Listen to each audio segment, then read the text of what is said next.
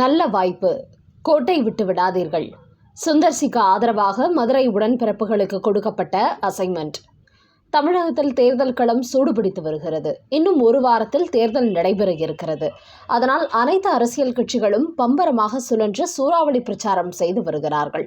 சில விஐபி வேட்பாளர்கள் நிற்கும் கட்சியில் யார் வெற்றி பெறுவார்கள் என்கிற சந்தேகம் வாக்காளர்களுக்கு ஏற்படும் விதமாக இரு தரப்பினரும் அனல் பறக்கும் பிரச்சாரங்களை மேற்கொண்டு வருகின்றனர்.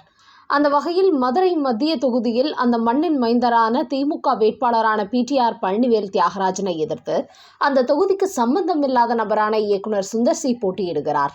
அதே சமயம் இவர் புதிய நீதி கட்சி தலைவர் ஏசி சண்முகத்தின் கட்சியின் சார்பாகவும் அதிமுக கூட்டணியின் சார்பாகவும் போட்டியிடுகிறார் என்பதால் அந்த தொகுதியில் ஏசி சண்முகத்தின் ஆதரவாளர்கள் அதிமுக கட்சியினர் மற்றும் பாஜக கட்சியினர் என கிட்டத்தட்ட திமுகவுக்கு இணையான ஆதரவு சுந்தர் சிக்கும் உருவாகியுள்ளது. அதே சமயம் பழனிவேல் தியாகராஜனை தோற்கடிக்கும் விதமாக சுந்தர் சிக்கு புதிதாக வாக்குகள் கிடைப்பதற்கான ஏற்பாடுகளை திமுகவை செய்துள்ளதாக தற்போது ஒரு ஆச்சரியம் மற்றும் அதிர்ச்சி கலந்த தகவல் ஒன்று வெளியாகியுள்ளது. காரணம், கடந்த சில நாட்களாகவே சுந்தர் சியின் அனல் பறக்கும் பிரச்சாரம் மதுரை மக்களை கொஞ்சம் யோசிக்க வைத்துள்ளதுடன் அந்த தொகுதியில் வேட்பாளராக போட்டியிடும் பழனிவேல் தியாகராஜனையும் உசுப்பிவிட்டுள்ளது. இதுவரை கார்ப்பரேட் முதலாளி போல இருந்த இடத்தில் இருந்து கொண்டே தனது குடும்பத்தின் செல்வாக்கை பயன்படுத்தி ஜெயித்து விடலாம் என்று மனப்பால் குடித்துக் கொண்டிருந்தார் பழனிவேல் தியாகராஜன். சினிமாவிலிருந்து ஒரு இயக்குனர் தன்னை எதிர்த்து போட்டியிட வருகிறார், டெபாசிட் கூட வாங்க மாட்டார் என்று அசால்ட்டாக இருந்தார் பழனிவேல் தியாகராஜன். ஆனால் சுந்தர் சி களத்தில் இறங்கியதிலிருந்து மதுரை மக்களுக்கு திமுக ஆட்சி காலத்தில் எந்தவித திட்டங்களும் செயல்படுத்தப்படவில்லை என்றும் மதுரை நகரமே குப்பை காடாக இருக்கிறது, குறிப்பாக மீனாட்சி அம்மன் கோவிலை சுற்றிய தெருக்கள் அசுத்தமாக இருப்பதையும் போகும் இடங்களிலெல்லாம் சுட்டிக்காட்டி பேசி வருகிறார். அதுவரை சுந்தர் சியை அலட்சியமாக நினைத்த பழனிவேல் தியாகராஜன் அதன் பிறகு அவரது சினிமா சங்கி என்று அழைக்க ஆரம்பித்தார். அதற்கும் அசராத சுந்தர் சி மீண்டும் பழனிவேல் தியாகராஜனை நேரடியாக தாக்காமல் அவரது உதவியாளர்கள் கோடிகளை கொள்ளையடித்துவிட்டு தலைமறைவாக இருப்பதை தொடர்ந்து சுட்டிக்காட்டி பேசி வருகிறார்.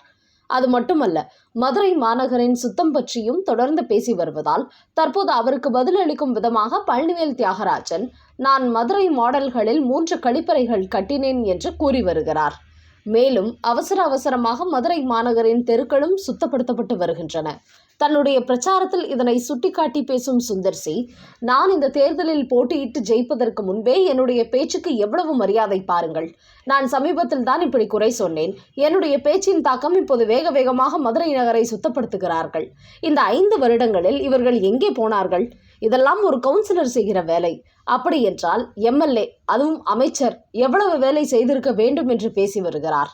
இது ஒரு பக்கம் இருக்க, திமுகவை பொறுத்தவரை பழனிவேல் தியாகராஜன் ஒரு பெரிய குடும்பத்து வாரிசு என்பதால் வேறு வழியின்றிதான் அவருக்கு ஒவ்வொரு முறையும் சீட் கொடுத்து வருகிறார்கள். அதே சமயம் பெரிய குடும்பத்து வாரிசு என்பதாலேயே பழனிவேல் தியாகராஜனும் தன்னை ஒரு நேர்மையாளராக காட்டிக்கொண்டு திமுகவின் குடும்பத்தினர் பின்னணியில் செய்யும் சில ஊழல்களை வெளிப்படையாக பேசி ஸ்டாலினையும் இன்னும் சில திமுக தலைவர்களையும் சிக்கலில் மாட்டி விடுகிறார். முதல்வர் ஸ்டாலின் எனக்கு தூக்கம் வரமாட்டேன் என்கிறது என்று சொன்னது இவரை போன்ற ஒரு சில ஆட்களை மனதில் வைத்துதான். மீண்டும் இவர் மதுரையில் வெற்றி பெற்றால் இவரது ஆதிக்கம் அடுத்த 5 வருடங்களுக்கும் தொடரும். அவருக்கும் ஏதாவது ஒரு அமைச்சர் பதவி கொடுத்து தேவையில்லாமல் தங்களுடன் பயணிக்க வைக்க வேண்டும் என்கிற ஒரு தயக்கத்தில் தான் திமுக இருந்து வருகிறது. இந்த நிலையில் பழனிவேல் தியாகராஜனை சுந்தர் சி போட்டு தாக்கி வருவதால் திமுகவிலிருந்து மதுரை மத்திய தொகுதி உடன்பிறப்புகளுக்கு ஒரு ரகசிய அறிவிப்பு சென்றுள்ளதாக தெரிகிறது.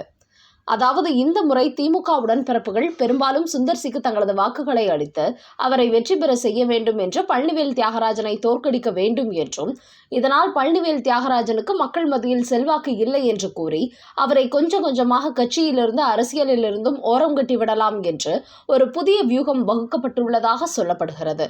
இந்த திட்டம் குறித்து உடன்பிறப்புகளுக்கு அதிர்ச்சி ஏற்பட்டாலும் கூட தலைமை சொல்வதை மீறி நடக்கக்கூடாது என்பதாலும் பழனிவேல் தியாகராஜனை இந்த 5 வருடங்களில் ஒரு அடிப்படை உதவிக்கு கூட நேரில் சென்று பார்த்து கோரிக்கை வைக்க முடியவில்லை என்கிற மனக்குறையும் இருப்பதாலும் திமுக உடன்பிறப்புகள் பல பேர் இந்த அறிவிப்பால் குஷியாக உள்ளடி வேலைகளில் இறங்கியுள்ளதாக தெரிகிறது.